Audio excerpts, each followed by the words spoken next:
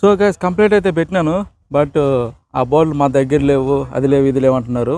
దీనికి గ్రీజు ఇప్పుడు పెడతా తెలియదు.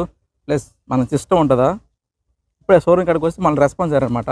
సో రెస్పాన్స్ కూడా పూర్తిగా కాలే, మొత్తం రీసెట్ చేసేస్తారు. సో వాళ్ళు రీసెట్ చేయలేదు. ఇది పెద్ద ఇష్యూ కదనుకోండి, ఇది ఓకే. హైదరాబాద్లో ఏంటంటే సిస్టమ్ కొంచెం అప్డేట్ చేస్తారు ప్రతి సర్వీసింగ్ పోయినప్పుడు. ఇక్కడ అది లేదు, తీసేయి. ఇక్కడ అంత టాలెంట్ లేదనుకుందాం, తీసేయి. నాకు అర్థం కావట్లేదు ఏంటంటే ఆ బోల్డ్ బయట పోయినా దొరుకుతాయి, అది లేవంటున్నారు. దయచేసి టాటా కార్లు తీసుకోవద్దు. ఫస్ట్ ఆఫ్ ఆల్ తీసుకుంటే సర్వీసింగ్ బయట చేసుకోవాలి. ఏ నీట్గా క్లీన్ చేయలేదు. 900 800 తీసుకున్నారు క్లీనింగ్కి.